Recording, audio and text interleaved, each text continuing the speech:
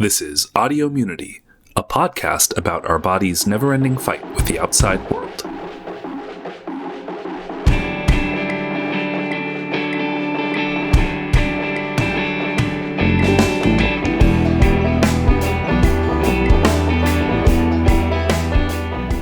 Hi everyone, this is Audiomunity, episode 42, recorded on May 30th, 2025.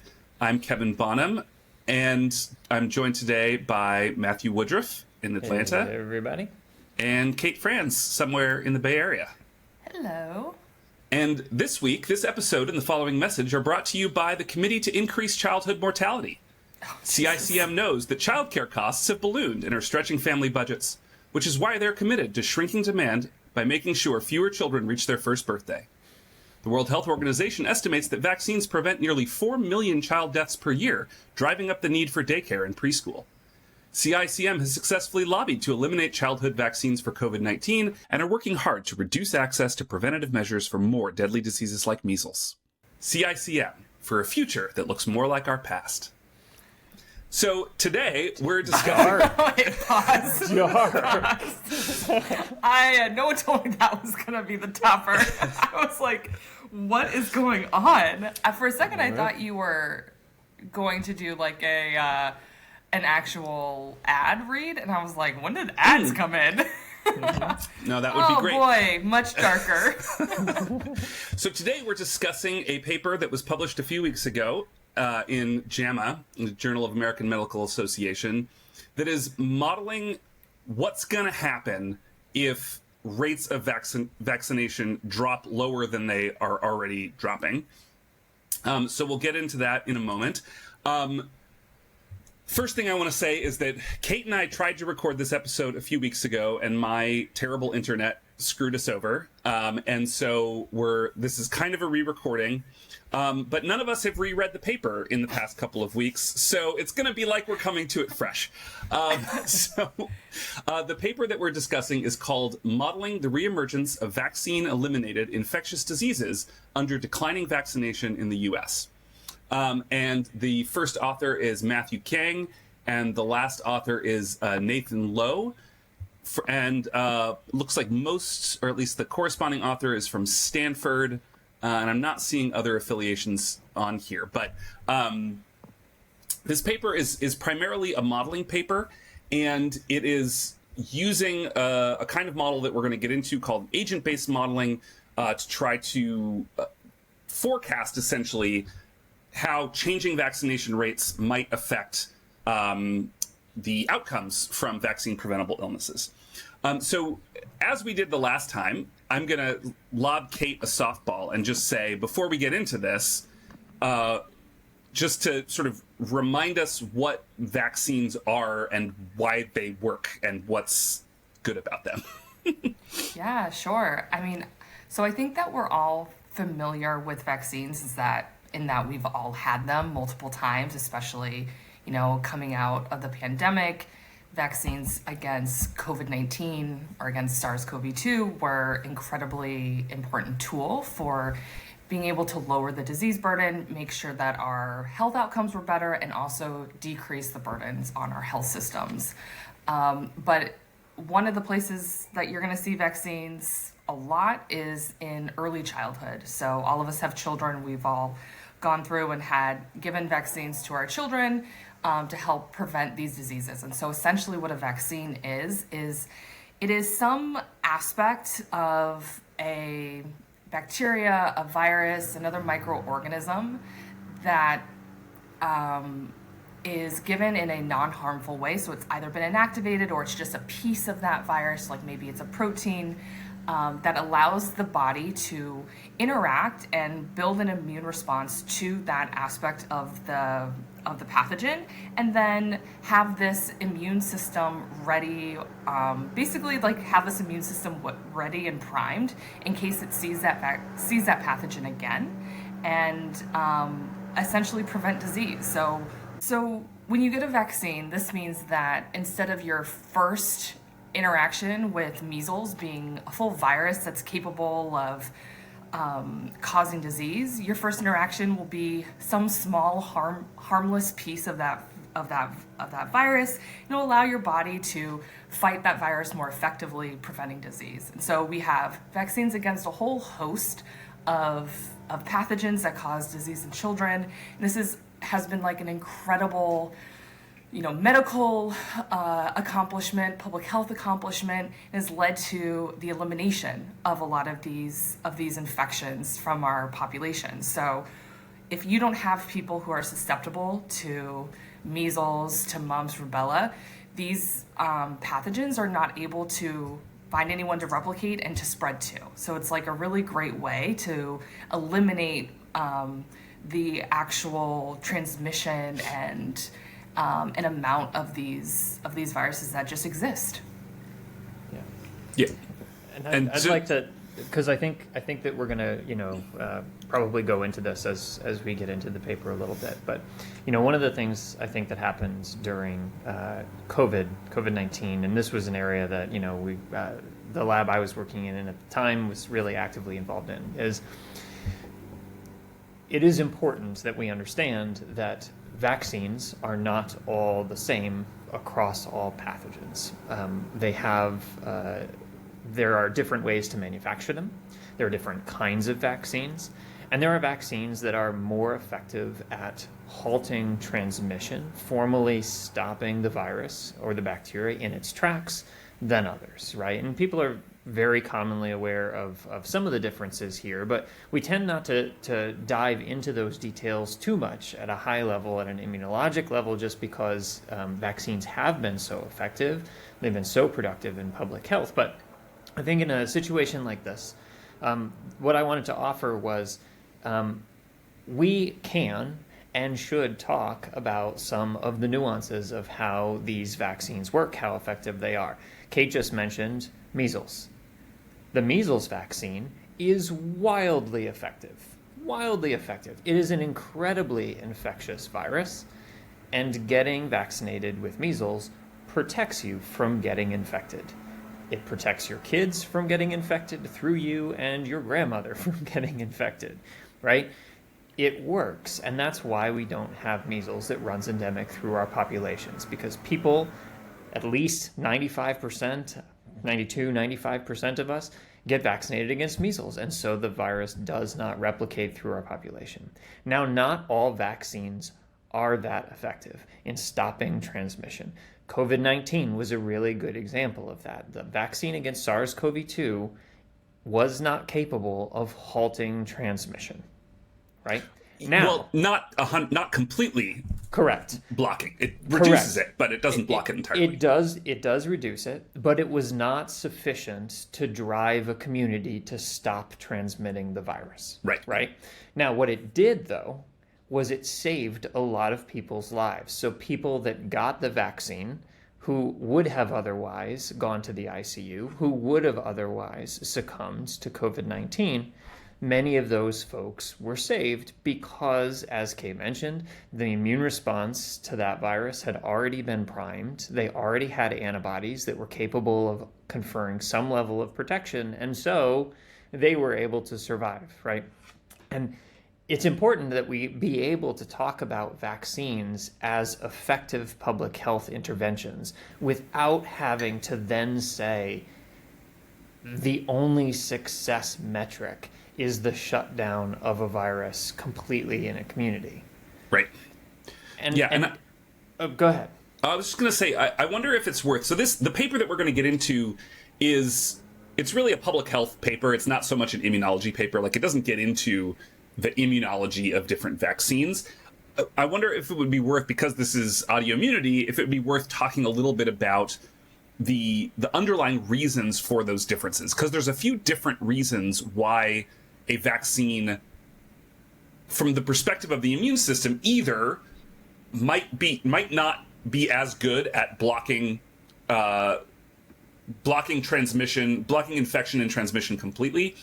Also, immunologically, why some vaccines we need to keep getting boosts, like COVID-19 or flu, whereas other vaccines like measles, you get I think it's a 3-shot series when you're a kid, and then you're basically protected more or less for the rest of your life, although it's not 100%. But but it's pretty good, and it lasts for an incredibly long period of time, right? So I don't know who wants to take that. I mean, I'm happy to, but we can talk about some of the differences of, like, there's differences in the vaccines themselves as well as in the pathogens and their evolution that affect the efficacy of vaccines in terms of their longevity and in terms of, like, what degree of protection that they offer. So maybe Matt, you take the immunology, and then Kate, you can take the virology for it. Yeah, well, I mean, I think these two things are connected, really. I think that the COVID-19 pandemic was a really good example of sort of a hyper-accelerated version of this, right? So the development of mRNA vaccines was, like, fully paradigm shifting. Not so much in that we just started to be able to vaccinate for the first time, right? Obviously, we had vaccination tools way back, right, since the early smallpox campaigns. And those were really effective, arguably more effective than some of the modern vaccines that we've developed, although also with higher side effects and sometimes mortality associated with those early formulations of vaccines. mRNA vaccines are incredibly fast to design and manufacture, right? I think one of the most interesting data points in the entire pandemic was the virus was emerging in China. China was trying to, at the time, suppress information about the virus coming out. There was a researcher in China who had sequenced successfully the virus. That sequence hit public data servers that scientists around the world could occupy or could use, could access. And the public understanding is that within 2 weeks of that viral sequence being uploaded to that database, Moderna had already developed what would become its vaccine against the Wuhan strain of virus. So there was a 2-week design process where then they were manufacturing an mRNA version of a vaccine. Now, obviously, and we didn't have... It's worth saying that in terms of, like, there's the design and then there's the manufacture. And the thing is that you can synthesize mRNA chemically, in a test tube, which is quite scalable compared to, for example, the flu vaccine, where, like, the current paradigm for flu vaccine is you basically inject the virus into eggs. The virus incubates in eggs, and then you have to purify the vaccine components out of the eggs.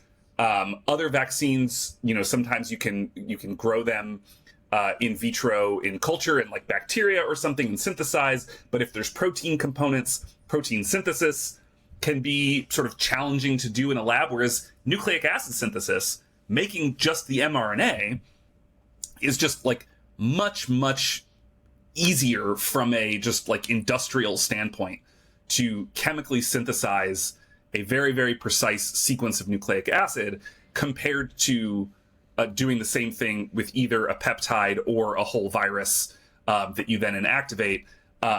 It's just much easier production-wise. Yeah, almost instantaneous. I mean, the company Moderna that we're talking about here for this example probably had a functional version of that vaccine within 5 days of having the sequence, to be honest with you. Now, of course, what do you do with that then, right? So you've got a formulated vaccine.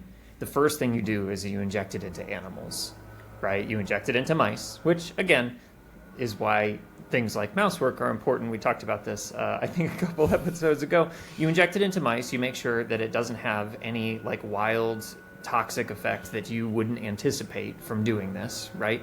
You do the same thing probably in non-human primates pretty fast, right? Just making sure that you're not getting really bad off-target effects from the vaccine. And then you start working through safety and efficacy protocols, right? So you are looking for proxies of immunity that are likely to be protective. In this case, you're looking for the generation of antibodies that are capable of binding the target protein. In this case, it's SARS-CoV-2 spike. And so you take a good antibody response with that vaccine to mean that there is likely some level of efficacy that is going to come out of these eventual trials.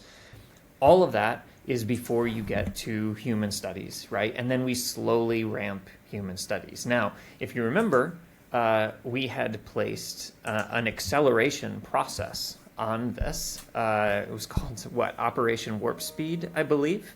And that was a Trump administration process, by the way, to try to get the vaccine into the population as quickly as we could get it into the population. So what they said basically was not that safety trials didn't need to be done, but that some of those safety trials could be run in parallel with each other to make sure that we moved towards FDA approval as quickly as we could. And so there were 3 different phases of testing that went on, I think, from April of 2020 to about November or so, December of 2020. Yeah. That encompassed the phase 1, 2, and 3 trials. And then by the end of that, by that December, so about a year after the observation and isolation of SARS-CoV-2, there was a vaccine now on the market. Now, it was still being ramped up. It was not publicly available to everybody. That would take until April of the following year, right? But in that time, right, from the time 4 or 5 days in, when the sequence was developed, to the time when it was approved for human testing, the Wuhan strain of SARS-CoV-2 was no longer the dominant strain, right? And you could see that coming out of safety trials globally, right? So from an immunologic perspective, you were testing for antibodies that were capable of binding and preventing the infection of human cells by the Wuhan strain of SARS-CoV-2, right? So for those of you who are seeing on YouTube, you've got this protein that's responsible for binding a cell, right? You're trying to find antibodies that block that, right? And if that virus has mutated sufficiently that those antibodies no longer block effectively, then what has happened is the viral evolution has outrun the immunologic response.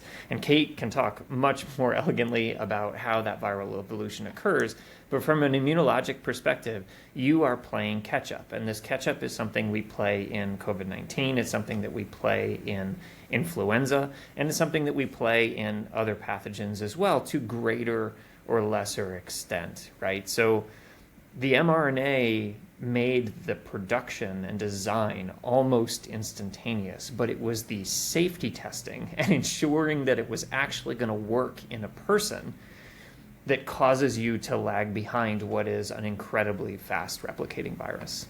Yeah.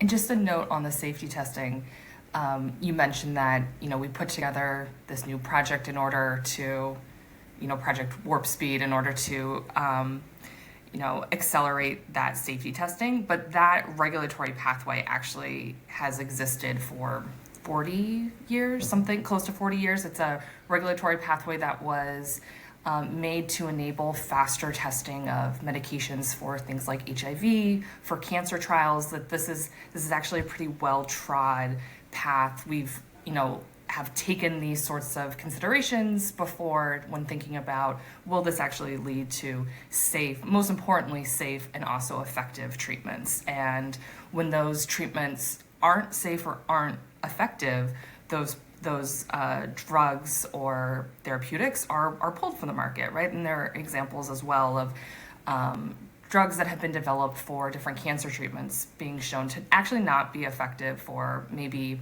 an expansion into a different cancer, and then that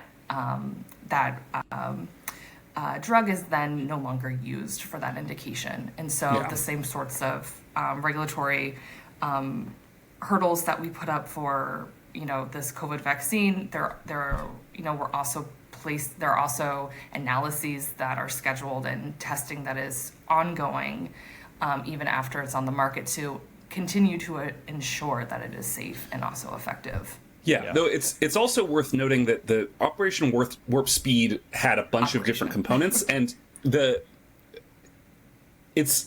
think it's worth, because we are this is obvious, we're like liberally inclined people politically in the U.S. I think it's important to give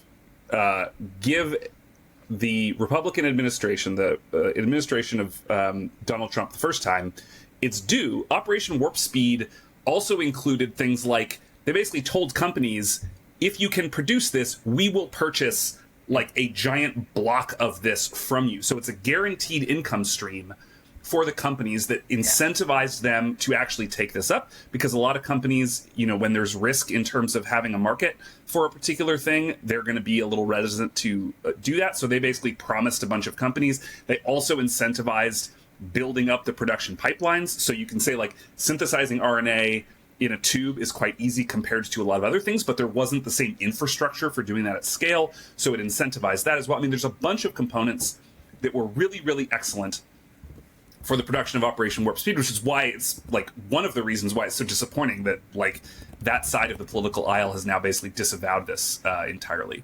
Yeah. Such a great win to turn your back on. Yeah. Yeah. I mean, take the win. Seriously. I mean, it's really, and I think it's incumbent on us to say where, you know, even people that we are generally politically opposed to, when they do good things. I mean, Operation Warp Speed was an unbridled good thing, generated vaccines incredibly rapidly, got it out to the rest of the world incredibly rapidly. Like, we shared that IP. That was part of it too, to make sure that these companies weren't like hoarding the intellectual property for, I mean, it was just like so many components that really prevented the pandemic from killing a lot more people than it ultimately did. And then they turned around and said like, oh, the vaccine is dumb, don't get it, take ivermectin instead. So that ended up killing more people. So I don't like, what's the balance? I don't know. But they were sort of doing all that at the same time. I know. So another piece of nuance that I think it's important for us as immunologists and virologists to talk about within all of that context that you just said, and I think that this was actually part of the problem. We just talked about the potential differences in efficacy between vaccines. I think one of the failures of, honestly, the scientific community in talking about how these vaccines were going to impact the pandemic, I think that we did a good job of talking about the potential upside of vaccines. There is a lot of it, and we saw a lot of the upside of those vaccines that were created. I don't know that we did enough work talking about the possibility that some viruses are capable of mutating extraordinarily quickly, especially coronaviruses, and that it was possible that we could vaccinate the entire population and the virus would still continue to be a part of people's lives, right? I think that was sort of a failure in projecting out what might be important for the public to hear. And the other piece of this that I think we need to talk more openly and in a nuanced way about is, what do we mean when we mean safety, right?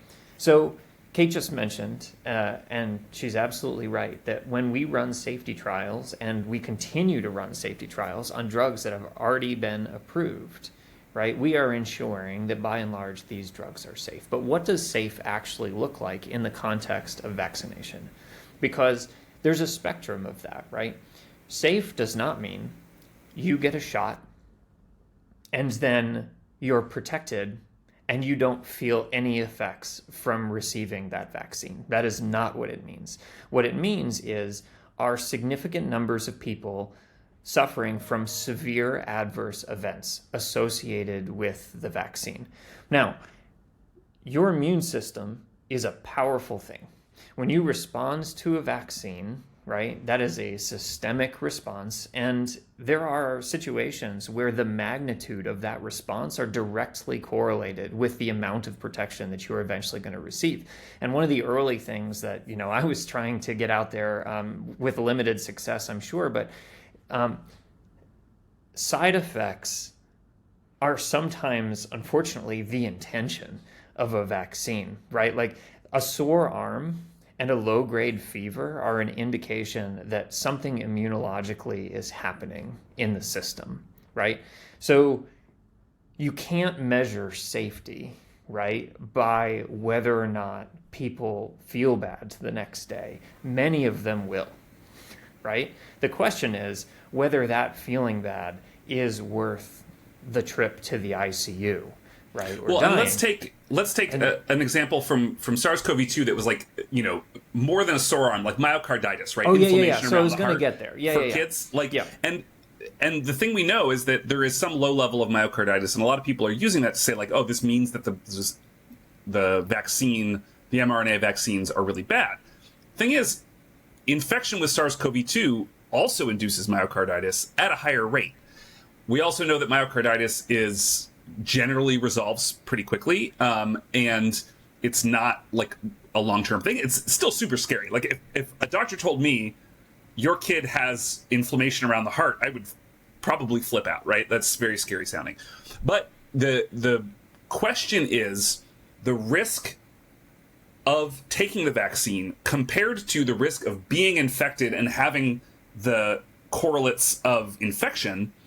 How do we balance those both at an individual level and at a population level? Sometimes those two questions are in conflict, right? Like if there was no risk to kids from SARS-CoV-2 infection, even if vaccinating them would like protect their teachers and their grandparents, like that's a hard call to make on an individual level and on a personal level. But it turns out that SARS-CoV-2 infection in kids is really problematic, and it can cause myocarditis. Lots of kids have died of SARS-CoV-2. I mean, it's a low rate, but like it does kill children. And so we know the vaccine does not kill children. We know that the side effects are generally mild and resolve.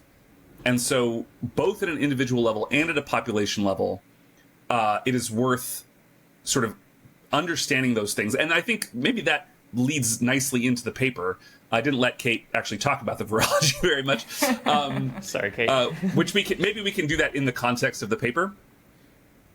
Or did you have something that you wanted to add in? No, I think actually the point when we are talking about vaccines can do different things. They can prevent this transmission. Sort of like what you're sort of getting at of, the vaccine can prevent disease in the individual, but it also can prevent transmission. And we see that in both. We see that in some vaccines, like our MMR vaccines do seem to prevent transmission. I think whereas like other vaccines may be more important for just the individual. I think my favorite example of that I always like to bring up are the polio vaccines, where we look at how the action of the vaccine, so the site at which the immune response is actually induced, and where the immune system will fight the pathogen from, needs to overlap with like how the virus is going to transmit. So you have like this overlap of both the action of the immune system and then also the virology of your pathogen. So something like polio, where you have transmission occurring basically through the fecal oral route, so you can have transmission occurring through the gut.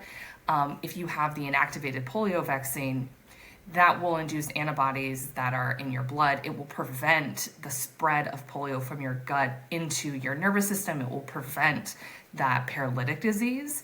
But because the immune response is not going to be active at the site of replication of polio, you won't see that prevention of transmission. However, when you have the oral polio vaccine, the vaccine actually induces that response in your gut. You have antibodies coming from the gut. You have, tissue resident cells that are actually drawn to the gut that can then be at that site where virus is replicating and then prevent that viral replication at the site. You can actually prevent transmission. And so there is a bit of a couple of different principles there around what is the virology, and then also like what type of immune response does that vaccine induce. And so finding that overlap also contributes to this. Is this like a, something that prevents disease just for a person? Does this work on just like a personal level, or is this going to work on a population level? Yeah, but there's trade-offs there in terms of like, there's a bunch of different kinds of ways of making vaccine. In this case, the oral vaccine is a live attenuated virus, and it can revert to a infectious and, dangerous thing. So like there's questions about whether, using oral polio in places where polio continues to be endemic is maybe a problem because you're like reintroducing potentially dangerous polio if it reverts. So there's trade-offs in a lot of different vaccines, and that needs to be part of the public health conversation, is like, what are the risks and benefits in certain environments? Like, there's a different question in the US compared to in like Afghanistan, where polio is still endemic. Like, oral polio is easier to administer and transport compared to inactivated, but it also has these other. So we have to be, Absolutely. Public health officials have to be thinking about all of these different trade-offs. Yeah, which is why absolutely. modeling is really helpful. Yeah, I think you have a trade-off in risk to your population, you have a trade-off to risk to the individual, and then you have these other components of like, how tractable is this? How tractable is the manufacturing, the transport, actually getting the virus out to getting the vaccine out to the people who need to, who are going to benefit the most from this. And so like that calculation is always going to be different. And earlier calculations around like maybe just like risk and safety are going to help make that decision like very quickly. You don't have to go on to these other considerations around like, how do you actually deploy these vaccines? But I think you're right that it's very unique to the population, to the disease, to the risks of that disease. Let's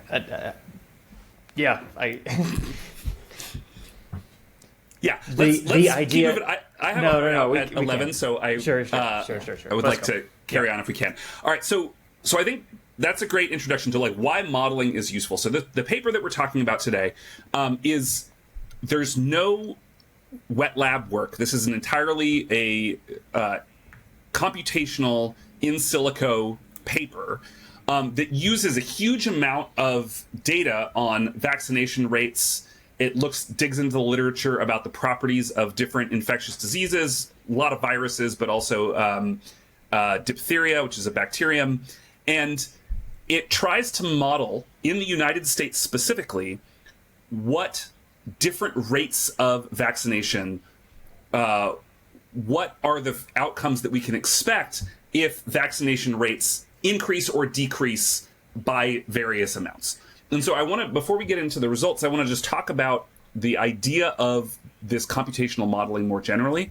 So I sort of think of modeling in two large buckets. One of which is a more sort of mathematical kind of model, and the other is what this paper uses, which is called an agent-based model. So in the sort of more mathematical model, you can think of it like you are trying to solve a system of equations. So to think back to high school calculus or college calculus, it's difficult for some of us, including me, but basically the idea is that you can have a series of partial differential equations. And what I mean by differential equations is just modeling the effects of things that are happening over time. So as time goes on, how do various components change, right? So you can imagine, for example, if you are modeling the replication rate of a bacterium, you might have a differential equation that describes some kind of exponential growth such that over some unit time, you get some amount of replication. So when we talk about like doubling rates for a bacterium, for example, there's that component. Those equations can include things like saturation points, like the sources of nutrients. One of the most famous versions of this is something called the Lotka-Volterra model. This is an evolution experiment where you basically model a population of rabbits and a population of foxes that are eating the rabbits. As the rabbits go up, the foxes have more food so that their populations can increase, but if you get too many foxes, then you're eating too many rabbits, and so the population of the rabbits goes down. That causes the foxes to go down, etc. So you can sort of imagine modeling these two different populations with two different differential equations that are related to one another, and you're trying to solve a system of these. Thankfully, we don't have to do that by hand. You can do that with a computer, even if the differential equations themselves are not solvable in the sort of analytic sense. You can sometimes model with sort of stochastic variation. You can sort of use a computer to simulate these differential equations and find a numerical solution, even if it's not something you could sort of solve in the absolute case, right? So that's one version of this. The other version that they're using in this paper is called an agent-based model, where you are literally simulating, you create in the computer individual rabbits and individual foxes. If you have, for example, two rabbits that come together at a particular rate, they will have offspring that generate sort of new computational units. And you literally simulate the random fluctuation of these individual units, agents, in the model, and that generates an outcome. And typically, you do this many, many times.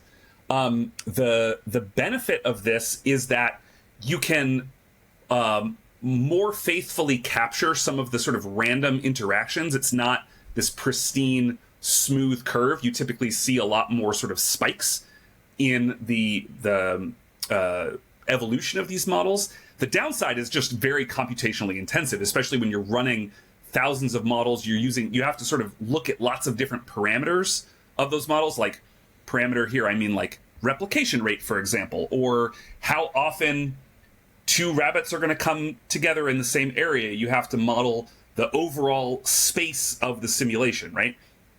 So it can be computationally much more expensive, and it can be challenging to kind of balance how many models do we need to run in order to understand the variation in this model faithfully, compared to just the time it takes and the amount of computational power it takes to actually run these simulations. Does that all make sense? Anybody want to jump in with it? I think the one thing I want to add to that around like how you set up these simulations and these models is that you're going to start with a question, right? So like with the Lacca Volterra example, you're going to ask, the question you ultimately are asking is, how does the population size of my rabbits and how does the population size of my foxes change over time? And then you can also look at, and you can look at the relationship between those two. And right. So when you're asking those questions, one of the processes that you have to go through is then say, like how you were saying, okay, what are the processes that are going to lead to this? So if we're going to say, okay, let's look at the population size of rabbits over time, we need to know how likely or what is the rate of reproduction of the rabbits, and then what is the rate of death of the rabbits. And that death, we're going to just say, is only due to being hunted by the predator. So I'll have a term that looks at the birth rate of the rabbits, and then I'll have a term that looks at how the predators, how many predators there are, and how many rabbits those predators will eat. And then that term will also feed into like a related, for this example, when we then look at like what is the population size of the predators, we will then also have like how often do the predators or the foxes reproduce, and then how many rabbits are there, how does that affect the reproduction rate and then the death rate. So you have to basically go through this process of saying like, what are the variables that I think are important, and what are the parameters that basically define this process. So you do have to have like this scientific understanding of, okay, when we then go into this model around the vaccination rates, we're looking at, essentially like how does a virus, like how does a viral infection like spread through people? And so then you have to go through that process of saying, okay, what are the parameters there? And I'll put a pin in it right there because I think we'll jump into that a bit more explicitly. But I do think that is the absolute hardest part of the model. Yeah. Apart from the computational side, is actually saying, what are the parameters that are important, and how dependent are my model outcomes on the parameters that I chose? Yeah, and that's true for either of these kinds of modeling paradigms. The trade-offs for adding additional parameters can be different. One of the things about agent-based models that is helpful is that you can imagine if you're trying to solve a system of equations, like if we have the bunnies and the foxes, if we also try to add in like the food for the bunnies, like the grass and growth rates, rainfall, adding additional, exactly, add everything that you add into either of these models, but particularly for the differential equations models, really, really increases the complexity.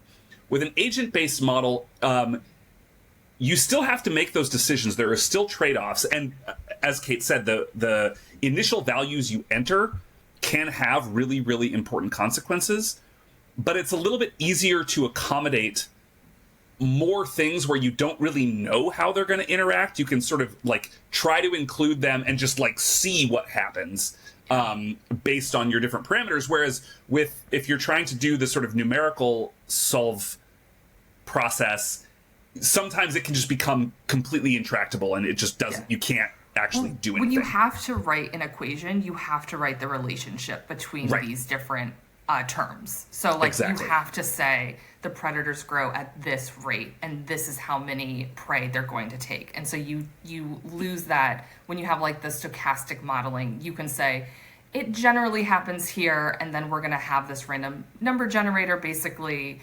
to determine whether or not this event actually happened. And then you can basically follow like essentially you like have all your variables. You have like, I like to think of it as a table. Like you have all of the different steps of your model, the different terms that you're tracking.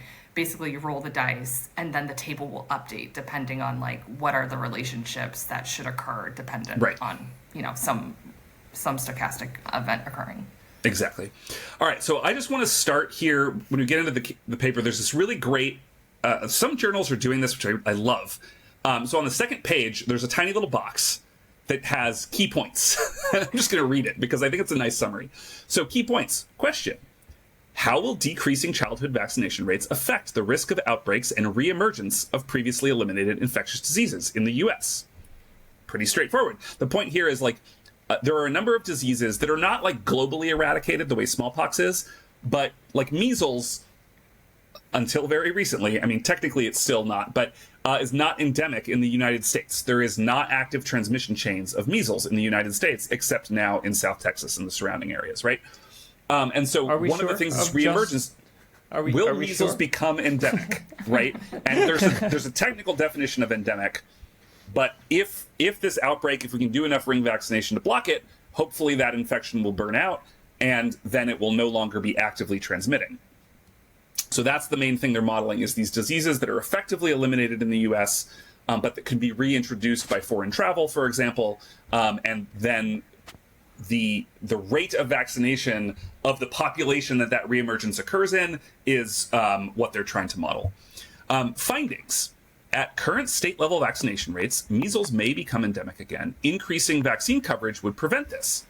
Under a 50% decline in childhood vaccination rates in the U.S., the simulation model predicted 51.2 million measles cases over a 25-year period, nearly 10 million rubella cases, 4.3 million poliomyelitis cases, 197 diphtheria cases, 10.3 million hospitalizations, and 159,200 deaths.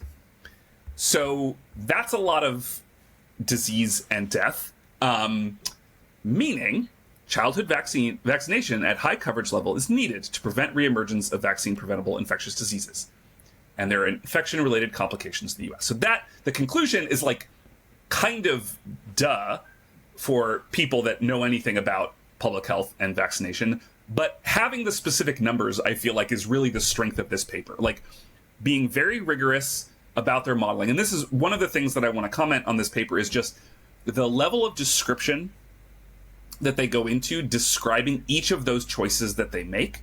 Because as Kate said, the initial choice of parameters can have a very, very strong impact on the outcomes. And what they do is they sort of dig through the literature to find values for each of the parameters that they include. They talk about how those parameters were decided on, the level of uncertainty of those parameters, and they also they do a bunch of simulations with different values. So they say, like, well, literature suggests, for example, the basic rate reproduction number, which people may remember from pandemic coverage, this R naught value, which is essentially in a completely naive population, for a given individual that's infected, on average, how many new infections will be caused by that individual person. I think the estimates for SARS-CoV-2 initially in the pandemic, like the initial Wuhan strain, I think it was around 2, right? 2 to 4 or something like that. I remember 2.3, but Yeah. That sounds right. So basic idea: if with your R naught above 1, Bad. a pandemic can continue. R naught under 1, it's going to fizzle out, right? Yeah. So if you infect just one person, it sort of stays at a persistent level. Above 1, it's going to exponentially increase. Below 1, it's going to exponentially decrease. The R naught value, sort of median value that they estimate for measles, is 12. Yeah. So in other words, I remember Matt said presenting this is that an infectious information. disease. Yeah.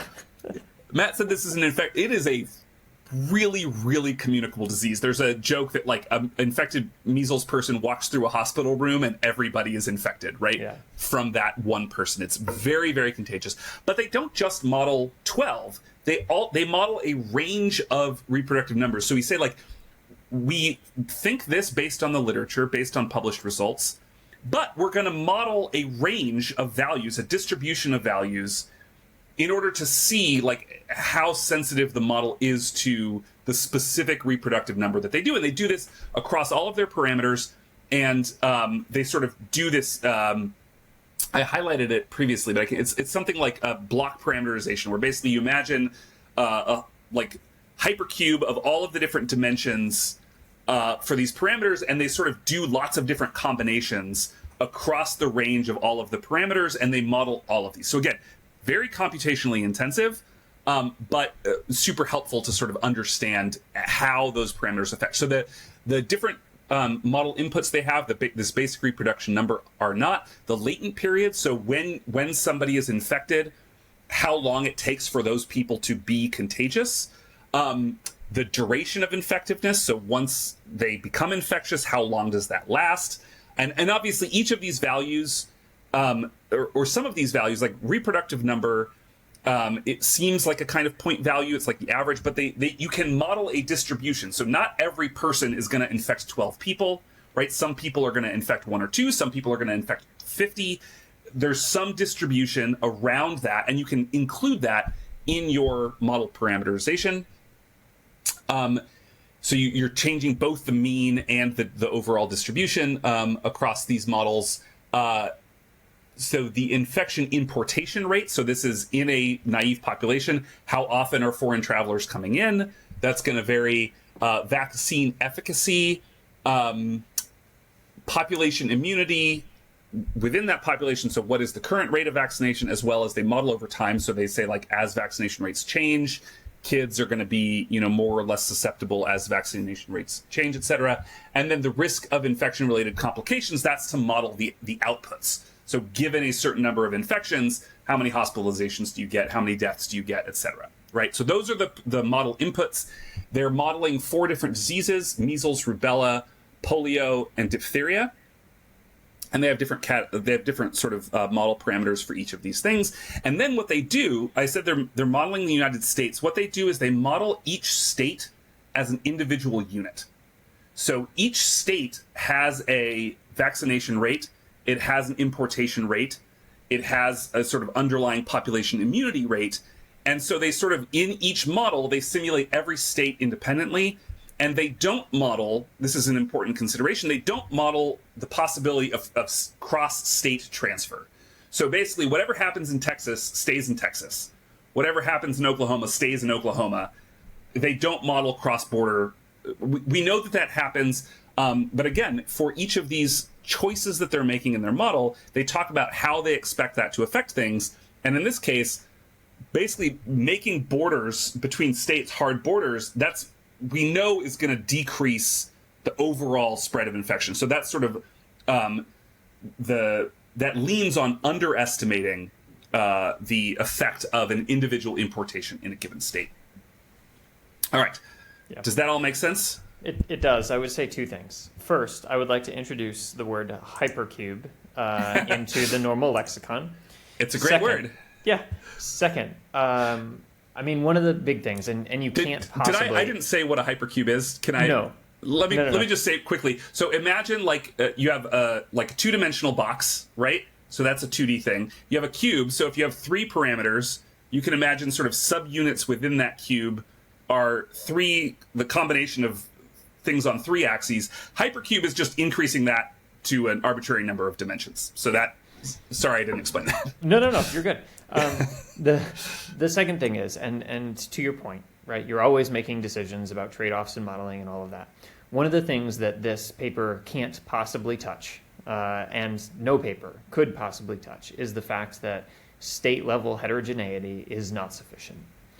We can get a good sense of what is generally going to happen, but one thing that we know about vaccination, it is a highly local public health problem. So within a county, within the state of Georgia, you could have a disparity in vaccination that's like 30% removed from the county over. And if you dig into that data, what you realize is even within that county, there are a pocket of 6 preschools with like-minded parents who have found a physician that are going to give you religious or non-religious exemptions, right? And all of those populations cluster together and rapidly increase the rate at which something can become endemic, right?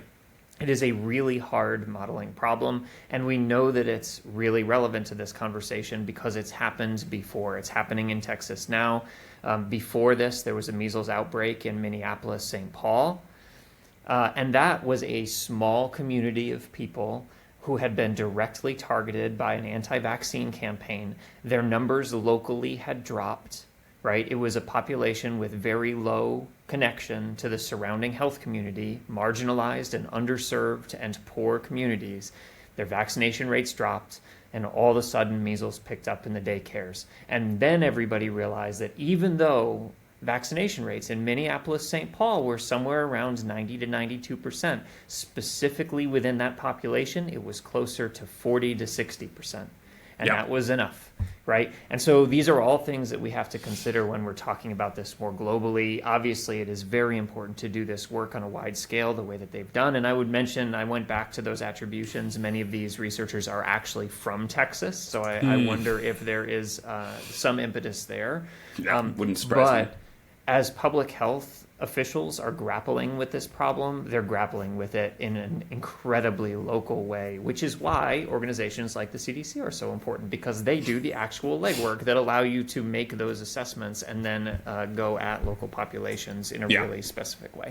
Yeah, so I need to run, so I would love it if you guys would carry on, but I just want to raise a couple of observations that I think are really important in this paper. So I described the modeling a bit, which hopefully is helpful. The things that I wanted to point out. One, if you look in figure 1, panel A, this is the measles panel. And they show sort of a distribution. So the x-axis is vaccine coverage, and the y-axis is sort of cumulative case rate on a log scale. And what you can see, there's different curves for the different diseases they model. Rubella, it's on a log scale, so there's a sort of upward slope to the left as vaccine coverage rate decreases. There's, in panel B, we can lose a little bit of infection or of coverage, and the cases don't go up super high. Eventually, if you get below 25% coverage, there's an inflection point where it's an S curve. It's not like a linear, as people decrease, we get a linear increase in rate.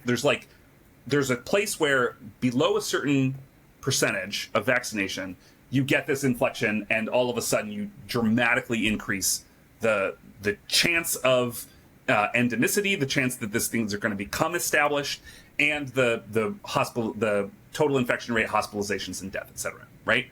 Yep. For measles, which is panel A, we are on that inflection curve right now. In other words, every single additional vaccine that we get has an incredibly high level of infection saved, rate of endemicity decreasing, etc. By the same token, every percent loss of vaccine coverage also has an incredibly strong effect on all of these risks to the entire population. So we're there with measles right now. This is why we had the St. Paul outbreak recently. We now have this Texas outbreak that's spread to New Mexico and surrounding states. We're there now, and this push to the fact that our Secretary of Health and Human Services is continuing to equivocate on whether vaccines are useful. Like, it is right now, every single kid that is not vaccinated is having an outsized impact because we're on that inflection curve heading in the wrong direction. So that's one observation I want to make. The other observation I want to make is to look at the error bars on all of the different outcomes. So that we often talk about the sort of headline numbers, like the mean of these different places or of these different parameters. And I think one of the things that's so great about this paper is how explicit they are about each of the parameters they chose, how much variation they model and why they made those choices. So if you are a skeptic, if you sort of think like, well, I'm not so sure about these, you can go and read, and they did the work and they share the data about how each of their choices are affecting the outcomes. And so you can, if you want to, you can sort of quibble or think about each of those, but they're very, very rigorous in this paper, which I really love. And some of the error bars are pretty large. So like for polio, even at very, very low rates, like the error bar touches 0, right? So like even if polio decreases, given the dynamics of that particular virus, there's a chance within the distribution that they model, there's going to be, low amounts of these negative outcomes, but also 10 to the fourth, 10,000 hospitalizations for polio, not great for a vaccine preventable illness that basically doesn't cause any problems, right? So those are the main observations that I wanted to make. And also I think the last thing is just there's the modeling that we talked about and all the choices they make, but because each state has different vaccination rates in their model, they model each state independently. So in addition to the sort of explicit choices they make, we also have sort of natural experiments within states. And so you can see a distribution based on different state level vaccination rates and importation rates, right? Like the population of Utah is different than the population of California, which is different than the population of Georgia. And each of those differences, we can sort of see how the different model parameters play out within each state. And that gives us another sort of nice distribution to look over, to be able to understand how each of these different parameters is affecting the risks and rewards of getting children vaccinated. Yeah, So I think you just speed ran the rest of the paper there, Kevin. Yeah, I know. I need to run to another meeting, but can you guys carry out the end so I can bail? Yeah, all right, absolutely. fantastic. So, awesome. Catch you in the next one. All right. See you later. Great. See ya. Yeah, Okay. I mean, so I think, you're right. Kevin just blew through the vast majority of what is shown in this paper, which is wonderful.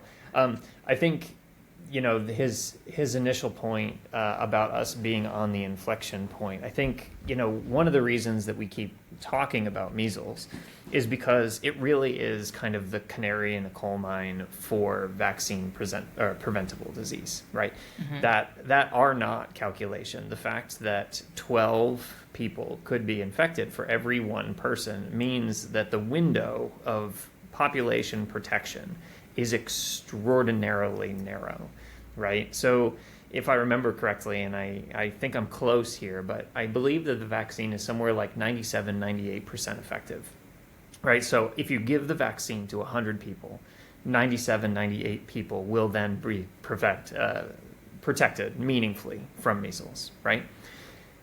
And if I remember correctly, the herd immune threshold is somewhere like 93 to 94%.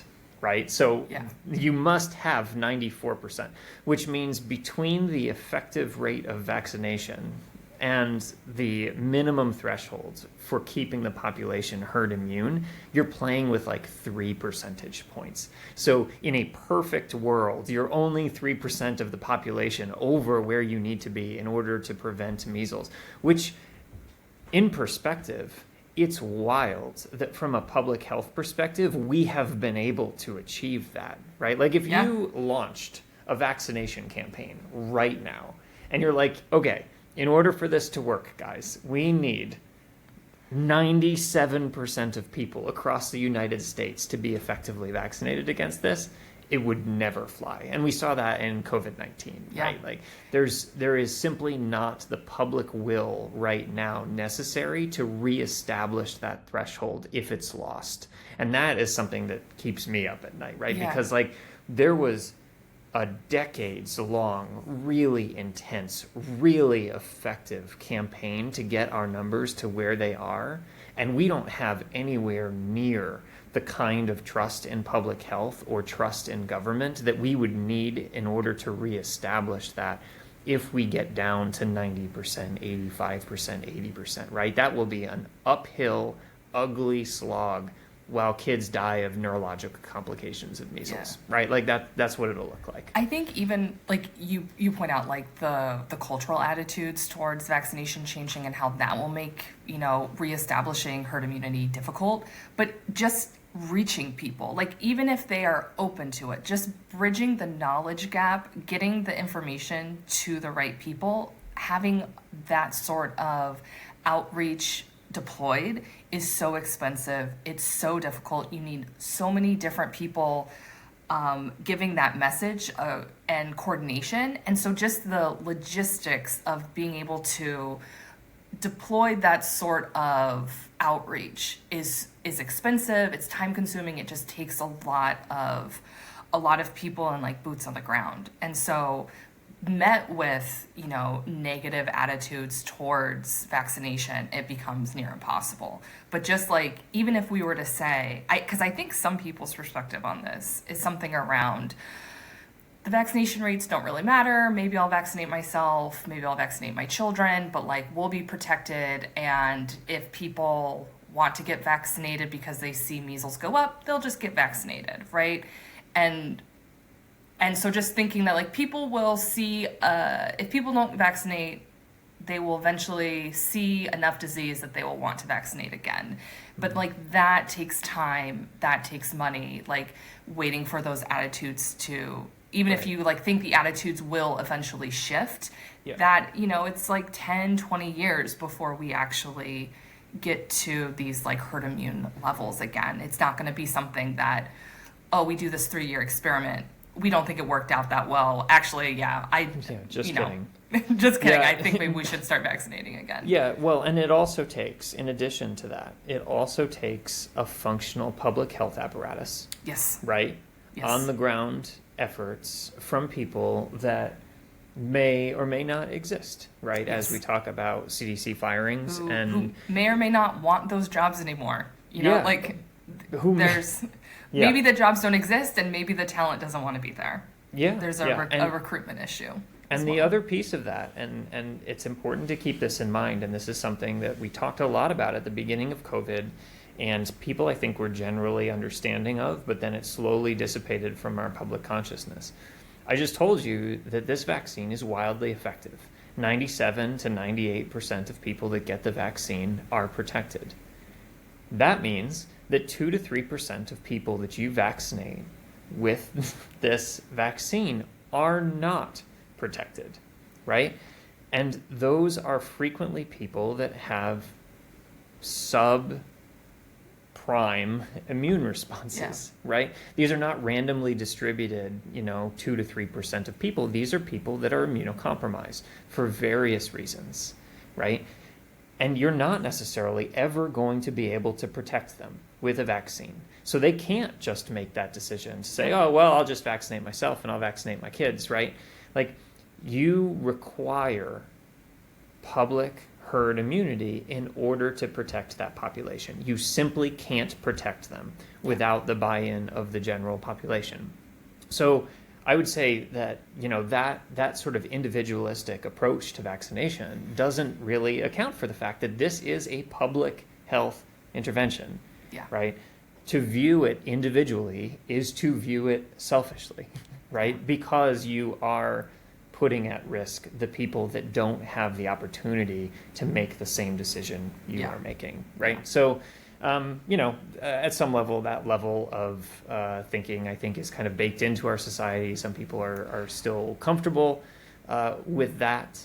But I would argue that those of us that are focused and interested on traditionally underserved communities, communities at risk, communities that can't functionally self-advocate, communities that don't have access to good information. I think if you believe that those communities should be served by a centralized federal government, you almost necessarily understand the need for these kinds of public health interventions. And so I would encourage people to think about these campaigns as just that, a public health intervention, not just an individual health intervention. Yes. So now that I've preached fully, No, I feel like agree, I'm up on the soapbox now. I agree 100%.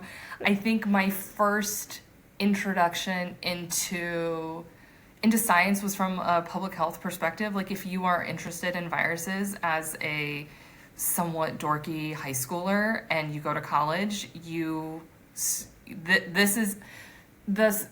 the story of infectious disease is so intricately tied with underserved populations. And if you are going to study these diseases and study these populations where these diseases are found and thrive, all of these stories, all of this is occurring in populations that, might be under-resourced or might be, lost by more traditional healthcare systems. So no, I agree 100% with you. Yeah. One more thing to be bummed out against, but hopefully we can. We can rally a bit. What a here. week to talk about vaccines too. Yeah.